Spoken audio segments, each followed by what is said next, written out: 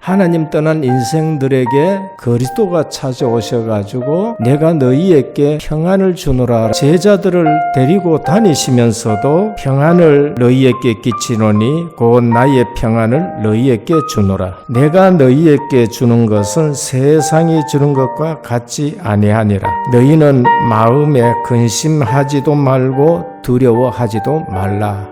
우리가 분명히 예수 믿으면은 내게 누구도 뺏어갈 수 없는 평안이 있어야 됩니다. 사도 바울은 그리스도의 말씀을 자기 것으로 고백했습니다. 아무것도 염려하지 말고 모든 일에 기도와 간구로 너희 구할 것을 감사함으로 하나님께 아뢰라. 독생자 그리스도의 핏값을 지불하고 우리를 구원했는데 그 핏값이 그렇게 효과 없이 환경과 문제에 무너지는 구원을 이룬 건 아닙니다. 힘들고 복잡한 것은 육신적인 기준을 가지고 우리 자신을 보기 때문에 그런 것입니다.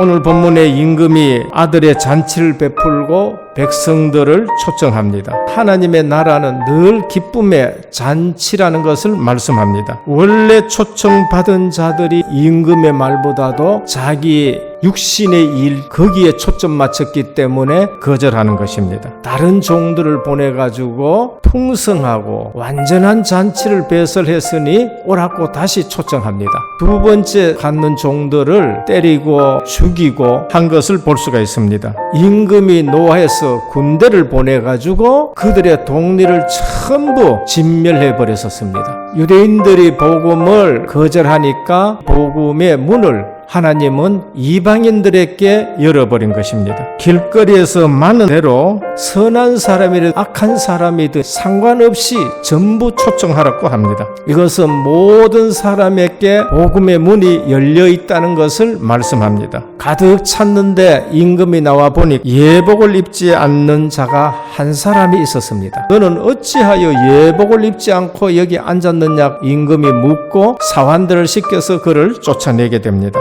당시 유대 사회의 혼인 예식에는 잔치를 배설한 주인이 예복을 전부 다 준비해 놓습니다. 그러면 초청받은 사람은 준비된 예복을 입고 잔치에 참석하면 되는 겁니다. 이 예복이 우리에게 주는 메시지가 뭔가? 우리가 하나님 앞에 설 때 모든 인간은 죄를 지었기 때문에 그리스도의 보혈로 우리의 죄를 씻어주는 믿음에 오신 것입니다. 유대인들이 뭐를 몰랐느냐? 율법은 알았는데 복음을 놓쳐버린 것입니다. 인간은 모든 문제를 가졌는데 해답이 그리스도인 거예요. 율법은 뭔가? 하나님의 의로운 표준입니다. 복음은 우리에게 믿음을 요구합니다. 율법은 하라 하지 말라 지키라고 말합니다. 그래서 율법 앞에 자꾸 인본이 나오는 거예요. 복음의 목적 빛을 주는 것이 어둠이 물러가는 겁니다. 율법의 목적 자기가 죄임을 깨닫게 하는 그래서 복음으로 길을 안내해 주는 것이 율법인 것입니다. 복음을 비유한 것 생명 나는 길이다. 율법의 비유는 몽학 선생이 그림자의 예표인 것입니다. 복음의 기능이 진단 해답을 주고 용서하고 반드시 승리하게 만듭니다. 율법의 기능은 판단 정죄하고 멸망하게 하는 것이 구원 얻을 육체가 없는 거예요. 복음의 특징이 우리를 온전하게 합니다. 그래서 온전하게 하는 예수만 바라보라고 우리에게 말씀합니다. 율법의 특징은 아무것도 온전하게 하지는 못합니다. 유대인들은 하나님의 말씀을 붙들었지만은 율법을 붙들고 복음은 놓쳐버린 거예요. 모든 선지자들 배척하고 자기 생각으로 살아가는 사람을 말합니다. 이방인들은 복음과 종교가 뭔지를 모릅니다. 복음의 기원은 하나님이 주신 것이에요. 우리가 아직 죄인 되었을 때에 그리스도께서 죽으심으로 말미암아 우리에 대한 자기의 사랑을 확증하셨느니라. 종교는 사람으로부터 시작이 됩니다. 복음의 방법 하나님이 우리에게 찾아오십니다. 너희가 그 은혜를 인하여 믿음으로 말미암아 구원을 받았느니 이것이 너희에게서 난 것이 아니요 하나님의 선물이라. 행위에서 난 것이 아니니 이는 누구든지 자랑치 못하게 하려 함이라. 종교의 방법은 사람이 신을 찾아가는 것입니다. 행위를 통해서 자꾸 자기의 공로를 쌓으려고 하는 것입니다.